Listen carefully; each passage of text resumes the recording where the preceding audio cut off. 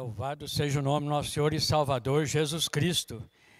Estamos aqui mais uma vez para darmos prosseguimento na nossa escola bíblica dominical. E desta vez, a lição de número 9. Como vencer as oposições à obra de Deus. E na lição anterior, o nosso irmão Robert, o cooperador Robert, ele passou a lição: as coisas da desunião devem ser eliminadas. Falou a respeito da desunião. E agora nós vamos falar a respeito de como vencer as oposições à obra de Deus. Antes, porém, eu quero orar com os nossos irmãos, alunos da Escola Bíblica Dominical, que vem nos acompanhando, que vem aí aprendendo a palavra de Deus. Vamos fazer uma oração. Senhor nosso Deus, Pai de nosso Senhor e Salvador Jesus Cristo, neste momento, ó Pai, nós elevamos a Ti a nossa voz, primeiramente agradecer por estarmos aqui com saúde, para louvar e glorificar o Teu nome. Pedimos a Ti, Senhor, para abençoar os alunos da Escola Bíblica Dominical, para que cada um possa, meu Deus, ficar atento no que o Senhor tem a dizer aqui esta manhã. Abençoa cada um, ó Pai, tirando toda a preocupação, e que cada um possa aprender mais e mais da Tua palavra. É o que eu te peço e agradeço, ó Deus, em nome de Jesus, o Teu Filho. Amém. Glória a Deus. E o nosso texto áureo diz assim: mas em todas essas coisas somos mais do que vencedores, por aquele que nos amou. Romanos capítulo 8, versículo 37. E quem é esse que nos dá a garantia, a vitória, que nos faz vencer? É o próprio Deus. Porque lá em João nós lemos lá, que porque Deus amou o mundo de tal maneira, que deu o seu Filho unigênito, para que todo aquele nele crê não pereça, mas tenha a vida eterna. É nesse nome, no nome de Jesus, que nós estamos aqui, para aprendermos mais e mais, porque através do nome de Deus, através do nome de Jesus, somos mais do que vencedores. Quero dizer aos nossos alunos que a nossa escola de hoje, a nossa aula de hoje, ela é um pouco mais curta do que as anteriores. E por isso, nós vamos ser assim mais rápido, né, com essa lição, ser mais objetivo, para que vocês possam seguir sempre a sequência desta lição. A verdade prática diz assim: quando depositamos nossa confiança em Deus, descobrimos que Ele é muito maior do que todos os obstáculos que encontramos. Então, na nossa vida terrestre, na nossa caminhada aqui, muitas vezes encontramos obstáculos em nossa caminhada espiritual. Mas sabemos que em Deus nós temos confiança e somos mais do que vencedores. Então, através do nome do nosso Deus, nós somos mais do que vencedores. Nós vamos, nesta lição, falar a respeito ainda, né, de pessoas fiéis, pessoas sinceras, pessoas que sempre mantiveram a fidelidade em Deus vivo e venceram. Então está aí um exemplo para todos nós que estamos nessa caminhada. E já vamos entrar aqui na leitura bíblica em classe.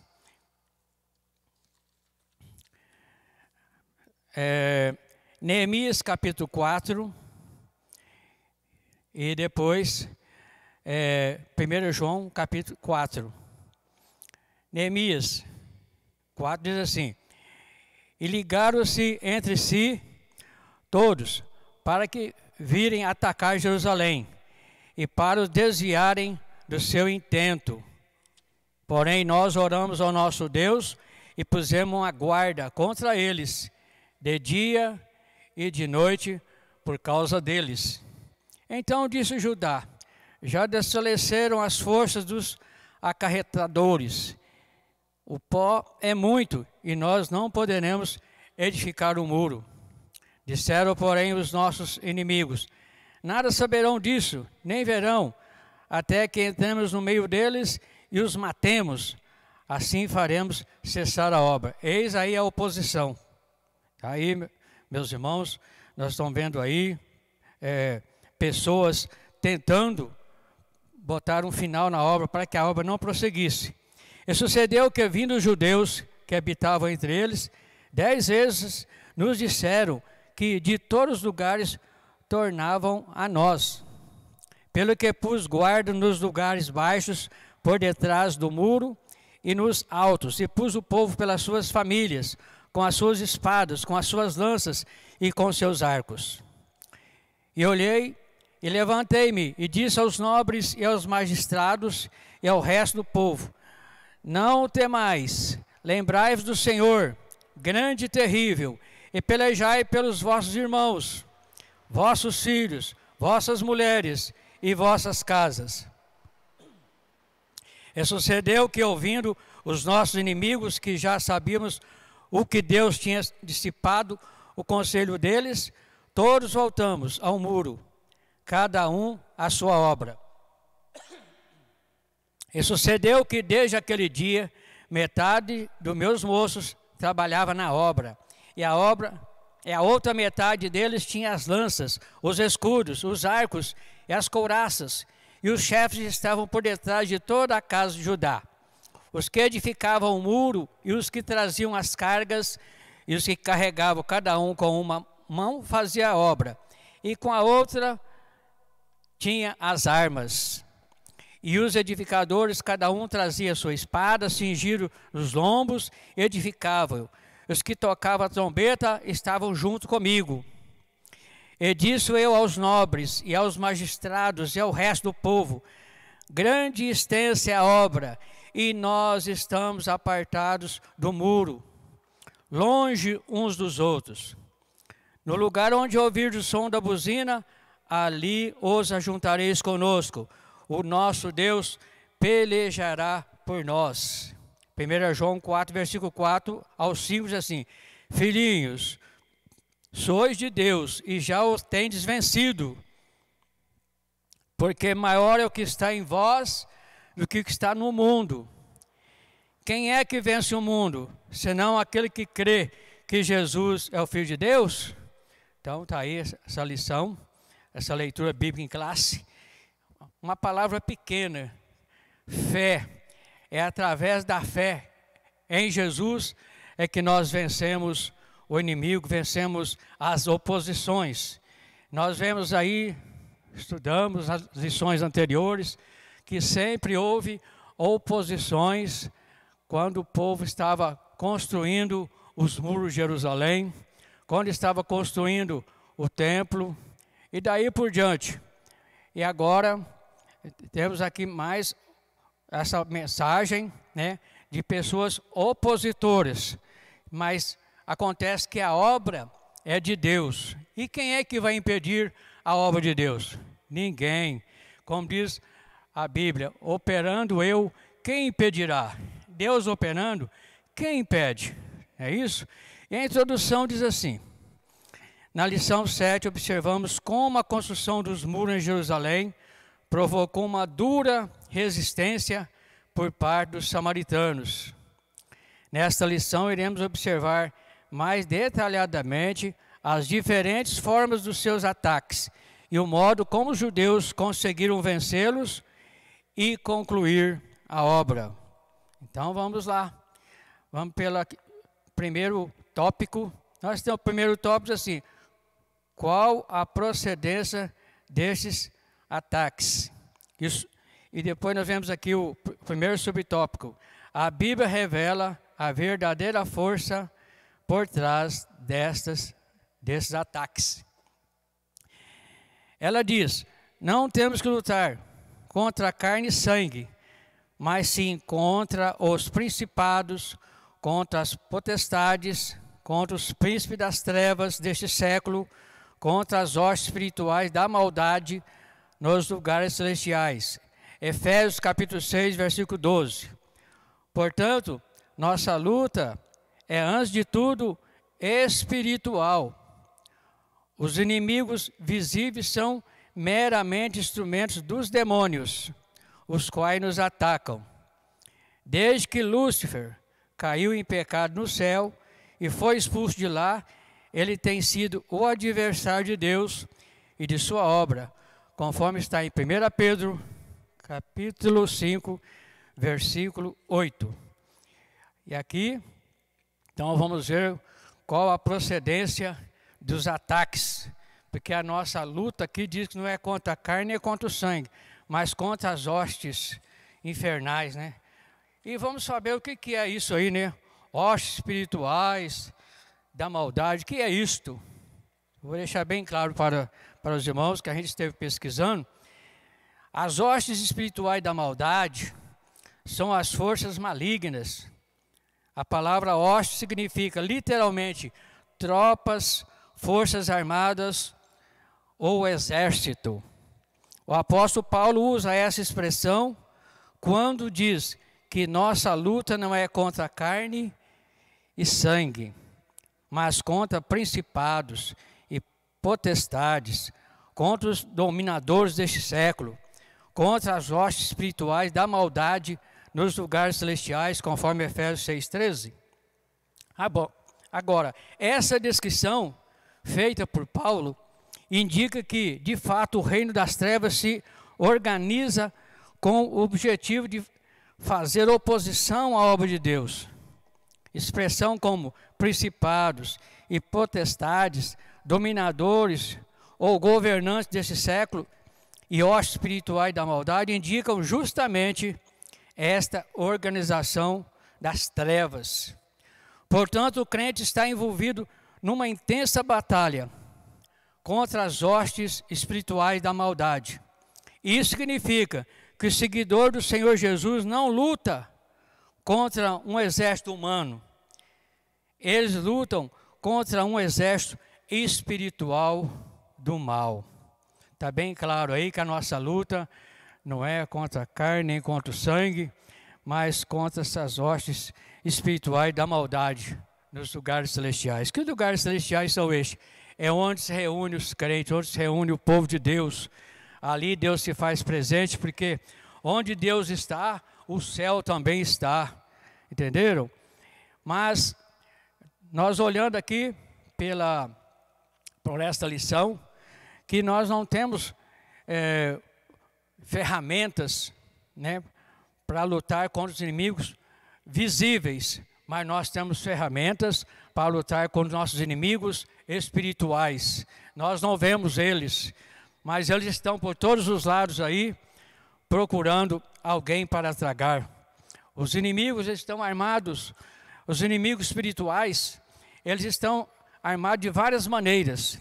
E nós vamos ver aqui no segmento da lição quais são as armas que os inimigos da nossa alma usam para atacar os crentes, atacar os servos de Deus. Mas nós temos que revestir do Espírito Santo, revestir da couraça da justiça. E nós temos, a Bíblia nos dá aqui a receita certa para que nós possamos vencer o inimigo em nossas almas. Nós temos que manter a fidelidade, nós temos que manter a nossa posição diante de Deus como crentes fiéis, praticantes da verdade, para que o inimigo não venha encontrar lugar em nossas vidas para nos tragar. Então, os nossos inimigos visíveis são usados pelos demônios. E muitas vezes, os inimigos invisíveis, eles atacam a qualquer um de nós. Aí usa uma pessoa, usa outra, e de várias maneiras, a mente, o coração da pessoa, ele ataca. Então temos que orar muito. Então, qual a orientação que a Bíblia dá diante dessa luta? Ela diz: portanto, tomai toda a armadura de Deus para que possais resistir no dia mau. Porque vem o dia mau, irmãos. Mas nós precisamos tomar toda a armadura, conforme está lá em Efésios, capítulo 6, versículo 10. Está ali, né, o que nós devemos fazer para resistir no dia mau, quando vem as perseguições, vem as tentações. E aqui o B diz assim: tendo feito tudo. Feito tudo o quê? Tendo bem armado, bem revestido, e depois utilizar a fé para vencer tudo. E outra coisa, ficar firmes não ficar balançando não ficar duvidando não.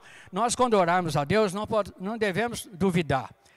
Nós temos que prevalecer firme na fé, não abalar, porque já estamos com a coraça, estamos revestidos, capacete da salvação, e temos tudo, então, para vencer o inimigo, e devemos ficar firmes.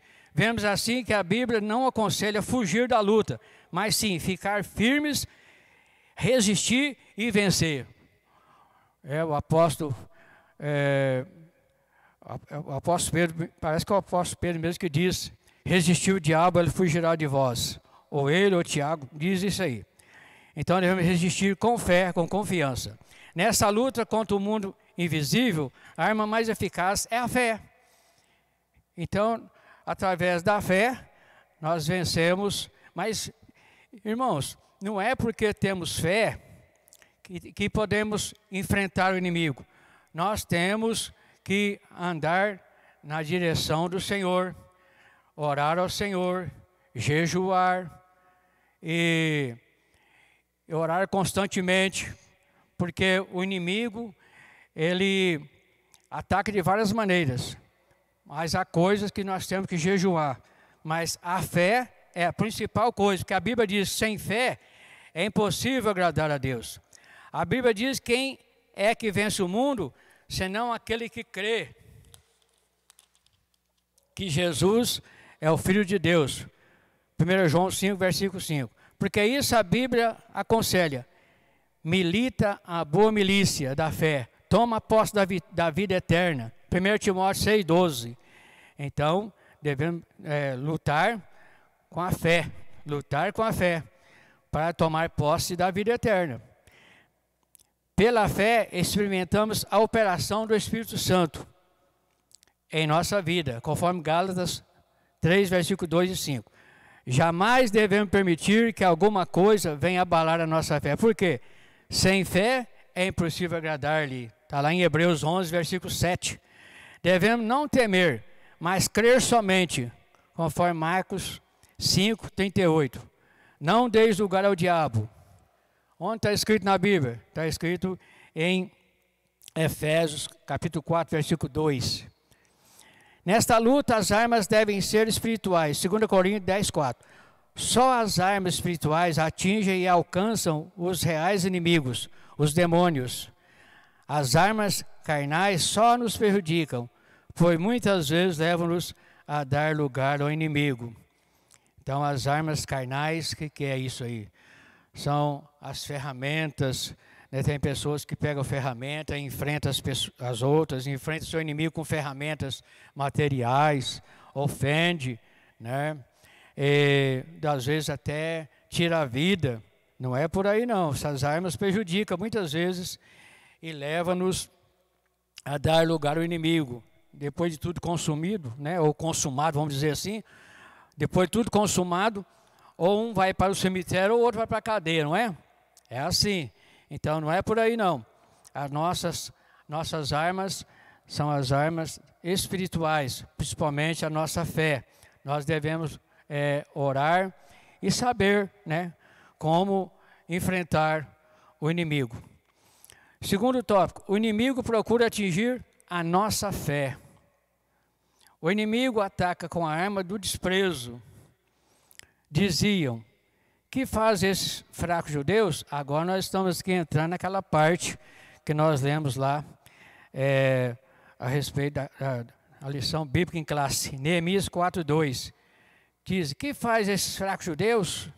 De fato, em nós mesmos somos fracos. Paulo diz: quando estou fraco, então sou forte.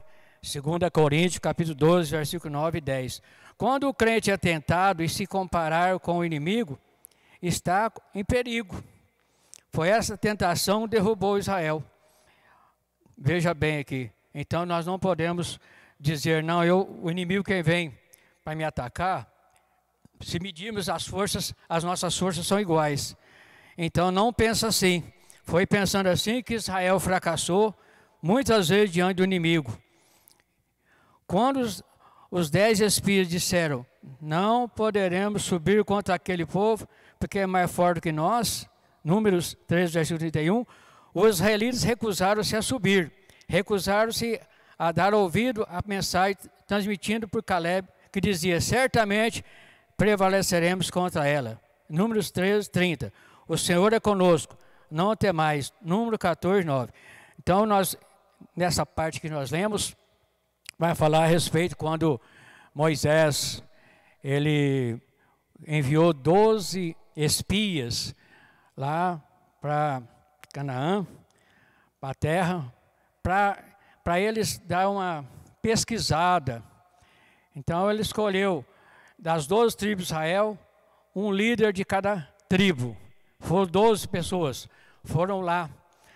Aí o que Moisés falou? Você vai ver quem mora lá, se a terra é produtiva, se as cidades são muradas, vocês vão ver quem habita lá, certo? Depois vocês trazem a mensagem para mim. Então eles foram. Aí eles andaram nos vales, nas montanhas, por todos os lados, espiando, observando. Então eles encontraram lá grandes homens gigantes.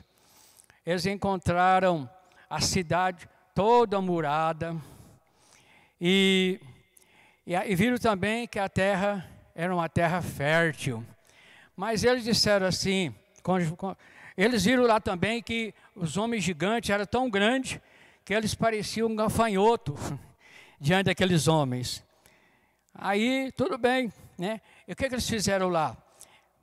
Para demonstrar que aquela terra também era uma terra produtiva, eles desceram num lugar lá e colheram um cacho de uva. E em dois, penduraram o cacho de uva naquela vara e foram levando. Tão grande que era o cacho de uva. Aí eles chegaram até Moisés, até Caleb, onde eles estavam lá, e falou que era a terra, que era produtiva. Contou tudo que eu falei para vocês aqui. Aí o que acontece? Aí eles tinham que ir para lá, e tinham que guerrear, eles tinham que tomar posse. Acontece que, aí depois eles falaram assim, não, nós não queremos ir para lá não, porque tem homens grandalhões lá, muito grande, e outra, nós parecemos gafanhotos perto deles, nós não vamos vencer. Eis aí os opositores, ora eles pensando negativo, viu irmãos? Eles pensando negativo, mas Caleb logo diz assim, certamente prevaleceremos contra ela, o Senhor é conosco, não o temais. Então, Caleb, o que ele fez? Ele estimulou aquele povo. Não, nada de dúvida, nada de molezas, não, nós vamos lá. Tudo bem. Agora, o inimigo ataca com a arma do escárnio. Vejamos bem, irmãos, escárnio, zombaria, né? Muitas vezes a pessoa é zombada, é escarnecida, como aconteceu lá nos muralhas antigas, lá quando Neemias foi lá para reconstruir, aí ele enfrentou o inimigo. Quem é o inimigo? Sambalate, Tobias, Gozen. Esses três homens eram seus inimigos, inimigo da construção, inimigo da obra de Deus. Então, eles enfrentaram o escárnio, zombaria. O escárnio trata-se de uma arma que os inimigos da obra de Deus têm usado em todos os tempos. Quando os servos de Deus sofrem escárnio, são tentados a ficar desanimados. Todavia, devemos lembrar de que isso é o que os fiéis sempre tiveram que suportar. Hebreus 11, 36. Salmo 35, verso 15, 16, 44, verso 13 e 14. Nem mesmo Jesus escapou dos escárnios. Mateus 20, versículo 19, e tem alguns versículos de referência aqui. Ele diz, se chamar o Beelzebu ao pai de família, quanto mais aos domésticos. Isto faz parte da cruz que devemos aceitar quando seguimos Jesus. Mateus 10, 38, 39. os que são carnais procuram escapar do escândalo da cruz. Então o próprio Jesus foi escarnecido, o próprio Jesus foi zombado. Porque ele fazia as coisas do Pai e eles falavam que ele tinha demônio. Veja bem, o próprio Jesus sendo escarnecido aqui, sendo zombado por aquelas pessoas lá. Sempre tem aqueles que escarnecem, que zombam. E nós, irmãos, estamos sujeitos a isso. A ser zombado, criticado. Na minha conversão, eu me lembro que eu andava pela rua com a Bíblia debaixo do braço, indo para a igreja. No caminho eu encontrava as pessoas dizendo assim: você também é crente? Aí começava, zombar, criticar. Eu era novo convertido, não tinha resposta para eles. Mas aqui é o seguinte: Jesus passou por isso, foi zombado, foi criticado. E nós, como somos testemunha dele, somos filho dele, então nós passamos por isso, porque todo aquele que testifica o nome de Jesus, muitas vezes é criticado, é zombado, é mal interpretado, mas sabemos que não podemos negar o sacrifício que Jesus fez ali na cruz do Calvário, morreu por nós, porque ele diz assim: no mundo tereis aflições, mas tende bom ânimo, eu venci o mundo. Jesus venceu o mundo e com ele também nós venceremos. Outra coisa aqui, o inimigo chama a nossa atenção para a imensidade da tarefa. Irmãos, se nós temos que pregar, temos que levar a palavra de Deus, muitas vezes nós olhamos para assim: mas eu pregar nessa cidade, eu pregar para esse povo, muitas vezes ele chega ali e treme: como que eu vou pregar diante desse povo? Mas isso é coisa do inimigo. Aí, como diz lá, veja bem, na hora que ele estava lá construindo os muros, aí aqueles que não queriam ver a prosperar diziam assim: vivificarão dos montões de pó as pedras que foram queimadas? Está lá em Neemias 4, versículo 2. Aí as pessoas trabalhando na obra de Deus, aí chega os opositores dizendo: olha aqui, porventura vivificarão dos montes de pó as pedras que foram queimadas? Quer dizer, as pedras vão ressuscitar? E outra coisa, Moisés, ao olhar para as dimensões da tarefa para a qual Deus o chamava, recusou a ir. Quando, porém, Moisés meditou na palavra de Deus, que Deus iria com ele, aí ele se animou, e que Deus seria com a sua boca. Moisés se animou e viu as montanhas, tornando-se em campinas, conforme Zacarias 4:7. Quem faz a obra de Deus, lá em Isaías 26:12, mas ele usa instrumentos, ainda que estes sejam pequenos e a tarefa seja grande. Então Moisés enfrentou também, Faraó. Ele tinha que falar com o Faraó. De que maneira que eu vou falar com o Faraó? Eu tenho lábios impuros, eu tenho dificuldade para falar e tal. Mas acontece o seguinte: aí Deus falou assim: quem fez a boca do homem? Não fui eu? Então para que temer? Para que temer? A tarefa dele era guiar aquele povo lá do Egito para Canaã, tirar aquele povo de lá. Ele enfrentou muitos obstáculos, mas acontece que todos os obstáculos foram vencidos em nome do nosso Deus, o Deus dos exércitos. Então Moisés meditou na palavra de Deus, que Deus iria com ele, conforme Êxodo 3, versículo 12. E que Deus seria com a sua boca. Aí Deus falou, você vai com o Faraó, vai conversar com ele. Então Arão vai ser você. Agora, você vai ser Deus, quer dizer, você vai ficar no meu lugar e vai falar com Arão. Arão vai falar no seu lugar. Olha para vocês verem. Então, aí ele se animou, Ele foi e venceu, porque Deus era com eles, e como é conosco e como tem sido com muitos. Agora, o inimigo usa contra nós os boatos e mentiras. Nós estamos enfrentando isso, boatos, mentiras. Não é só isso que o inimigo usa, irmãos, para fraquejar-nos na fé, para tentar nos derrubar.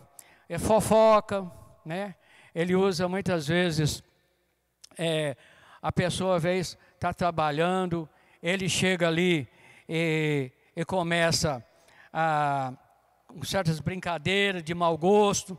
O inimigo tem todas as maneiras de trabalhar, usando as pessoas para tentar derrubá-las. Então vamos lá. Os samaritanos espalhavam calúnias contra Neemias, dizendo que ele planejava constituir-se rei. Então, conforme Neemias 2, versos 19, 6, 5 e 6. Tudo isso para amedrontar os judeus e assim atingi-los em sua fé em Deus. Neemias respondeu: de tudo que dizes, coisa nenhuma sucedeu, mas tu, do teu coração, inventa. Então, eu estava inventando.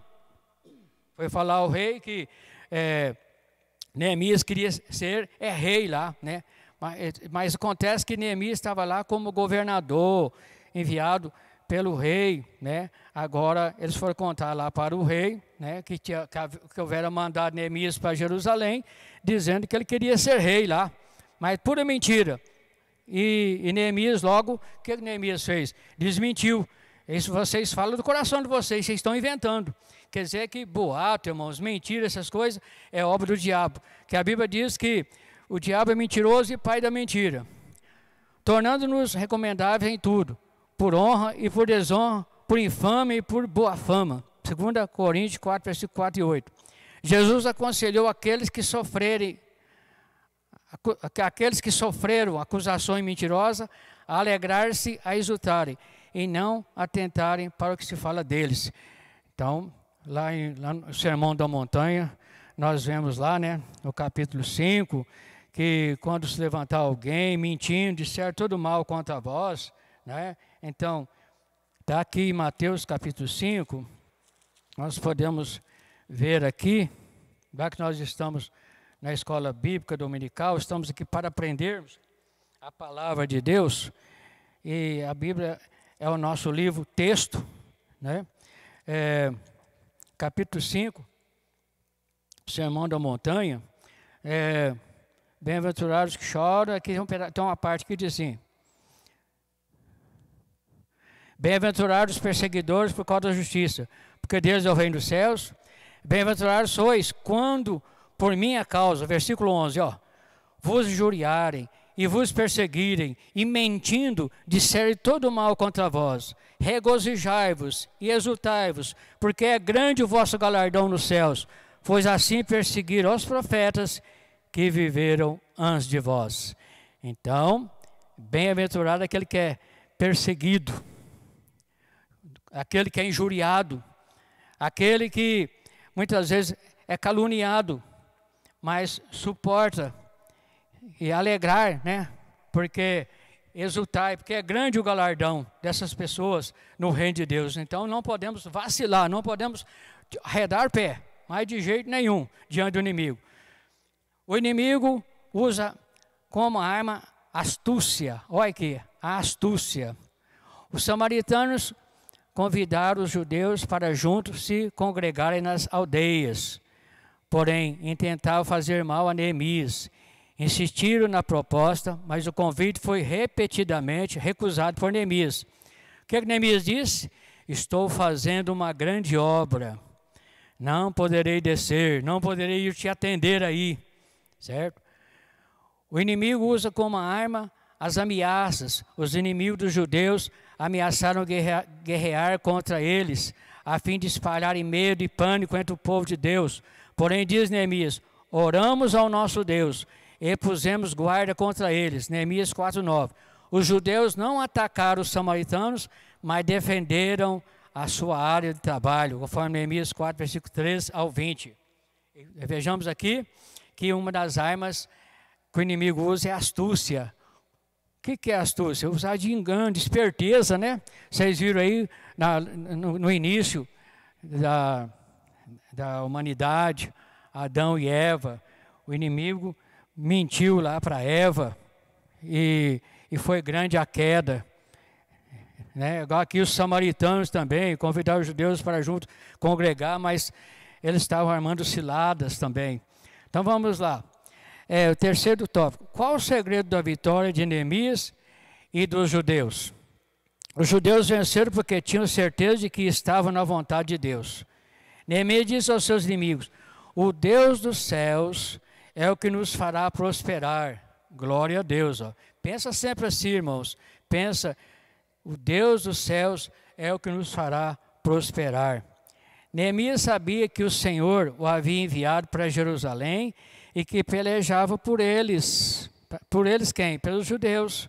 Essa certeza nos guarda de precipitações, conforme Provérbios 29, 20. E de falarmos palavras impensadas. Salmo 106, verso 35, Eclesiastes 7, 9, Provérbios 5, 11. Podemos assim governar o nosso espírito. Então, que quando, aqui conforme diz a Bíblia, nós não devemos falar palavras impensadas. Devemos pensar antes de responder a alguém. Então, Neemias era esse tipo de profeta. Era um homem de Deus. Ele não dava resposta para ninguém sem primeiramente buscar em Deus a confirmação em Deus.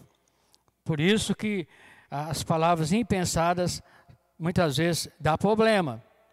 Então, podemos assim governar o nosso espírito, conforme Provérbios 16, 32. O nosso espírito nós podemos dominar ele, mas obedecendo a palavra de Deus e raciocinando, que resposta eu vou dar? Mas primeiro eu vou buscar em Deus, porque nós somos espirituais, irmãos. As nossas armas não são materiais, são espirituais para vencer o inimigo. Glória a Deus, aleluia. Louvado seja o nome do Senhor Jesus. Os judeus venceram pela oração. Neemias era um homem de oração. Olha, irmãos, com frequência lê-se sobre como Neemias orava. Neemias orava assim: ouve, ó nosso Deus, lembra-te de mim para o bem. Lembra-te, meu Deus, de Tobias e Sambalate. Quem era Tobias e Sambalate? Os seus inimigos. Mas ele orava pedindo a Deus: olha, Tobias e Sambalate, que eles estão arrumando aqui. Conforme Neemias 4:4. Aquele que ora, coloca a sua dificuldade diante do Senhor, que quer e pode resolvê-la. O mesmo Deus nos exortou a orar. Também prometeu nos responder às orações. Nós temos aqui vários versículos, como aqui Jó 22, 27, Salmo 50, verso 15, e por aí vai. O 3, devemos também orar. 1 Tessalonicenses 5, 17, diz assim: orai sem cessar. Jesus deixou-nos o mesmo ensino. Falou-nos da necessidade de perseverarmos na oração, usando para isso uma parábola. Está em Lucas 18, 1. Paulo exortou-nos aos Efésios a perseverarem em oração e súplica no Espírito, Efésios 6, 18. E aos Colossenses ele escreveu: perseverar em oração, Colossenses 4, 2. O que é então perseverança em oração? Vamos lá. É impedir que alguma coisa nos distraiva a orar, encontrando-nos apenas na oração. Precisamos de uma espécie de autodisciplina ou de controle sobre nós próprios. Marta não dispunha tempo para ficar aos pés de Jesus porque estava ocupada. Lucas 10, 38, 42. Quando começamos a orar, aparecem muitos obstáculos, mas devemos ser vitoriosos. Temos que ter vitória também em nossos pensamentos, porque o inimigo quer nos impedir de orar, fazendo-nos pensar em outras coisas. Irmãos, quantas vezes eu estava orando, veio no meu quarto, ou mesmo na sala da minha casa, começava a orar, a campainha tocava, ou batia no portão, ou o telefone tocava. É assim mesmo, irmãos. Mas, então, aparecem os obstáculos, para que nós não falamos com Deus. E isto, nós devemos ficar firme. Eu conheço muitos irmãos que ora, pode tocar o telefone, pode bater da porta, pode fazer o que quiser. Ele não encerra a oração diante de Deus, primeiro, para depois atender lá na porta ou o telefone, o que for. É assim mesmo, irmãos, porque o inimigo não dá trégua, não. E nós não podemos dar trégua para ele também, não. Vamos aqui. É persistir em orar, ainda que o diabo procure tornar pesada e difícil a oração. Muita gente vai orar, irmãos, aquela oração difícil, né? Como Daniel orou 21 dias e veio a resposta. Olha, então ele soube que resposta demorada, porque os espíritos malignos tinham impedido a resposta. Daniel 10, 11. Jesus mostrou a mesma verdade na parábola sobre a viúva. Está aqui, então nós temos aqui o conhecimento da oração de Daniel, os 21 dias, mas tinha alguma coisa impedindo a oração dele. Mas Deus desbloqueou, Deus enviou ali o anjo e desbloqueou, e a oração dele foi ouvida. E assim também a oração da viúva. A viúva, ela orava, buscava a Deus, e ela insistia, né? Ela insistia com aquele juízo, com aquela insistência, que é para ele resolver a causa dela, que, né, aquele juízo, por fim, o que ele fez? Ele falou, não, para ficar livre dela ficar me insistindo tanto, eu vou resolver a sua causa. Aí Jesus resolveu, aliás, aquele juiz resolveu a causa dela para ficar livre dela. Então, irmãos, é persistência. Persistência é tudo. É persistir em orar, ainda que o diabo procure tornar pesado e difícil. Agora, C, é orar até que venha a resposta. Devemos orar até que. Então, está lá em Isaías 62, 8, Lucas 24, 49. Jesus orou 3 vezes sobre a mesma coisa, Mateus 26, 44. E Paulo também orou 3 vezes, até que Deus respondeu. 2 Coríntios 12, 8 e 9. Elias orou 7 vezes para que chovesse, choveu. E os discípulos perseveraram em oração até que o fogo caiu. Aleluia. Então Elias orou 3 anos, orou e 3 anos e meio não choveu. Depois, passados 3 anos e meio, ele orou, aí veio a chuva. Aí os discípulos também lá em Jerusalém oraram, buscaram a Deus com persistência e o fogo do céu caiu, né? Batizaram com o Espírito Santo e foi uma bênção. Então é perseverança. É uma prova de que o Espírito de oração opera em nós. Zacarias 12, 10, Romanos 8, 26, Efésios 6, 18, Judas, né, versículo 20. O Espírito Santo ora em nós enquanto trabalhamos, enquanto nos ocupamos de nossas tarefas diárias. O Espírito Santo não se preocupa acerca da posição do nosso corpo, isto é, se estamos ajoelhados, deitados ou em pé. Isto é o segredo de estarmos sempre orando. Dá liberdade ao Espírito e Ele levar-te-á para essa gloriosa vida de oração. Aleluia! A vitória é nossa pelo sangue de Jesus. Então, devemos aqui, não importa se estamos deitados, se estamos em pé, né? O que importa é nós orarmos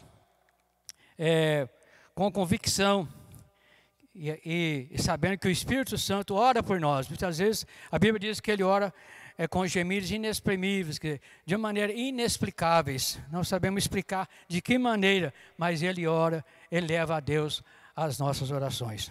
Muito bem, nós vamos nesse momento encerrar e pedimos aos irmãos para não perder também a lição 10. A lição 10 vai falar, provai se os Espíritos são de Deus. E mais, vamos fazer uma oração para encerrarmos. Senhor nosso Deus, Pai de nosso Senhor e Salvador Jesus Cristo. Neste momento, ó Pai, nós agradecemos ao Senhor pelas ferramentas que o Senhor nos deste, a fé, para vencermos o inimigo. Pedimos a Ti, ó Pai, que toda aquela armadura lá de Efésios, capítulo 6, versículo 10, esteja sobre os nossos ombros, sobre os ombros dos nossos alunos da Escola Bíblica Dominical, sobre os pais, sobre os seus filhos, sobre todos aqueles que estão na luta, Pai Santo, porque a nossa luta não é contra a carne nem contra o sangue, mas contra os inimigos espirituais, os demônios, e nos dá força, ó Pai, que essa fé nós tenhamos sempre em nossa vida e em nosso coração. Em nome de Jesus Cristo, Teu Filho, ó Pai, nós te pedimos e te agradecemos, desde agora e para sempre. Amém. Deus vos abençoe, em nome de Jesus.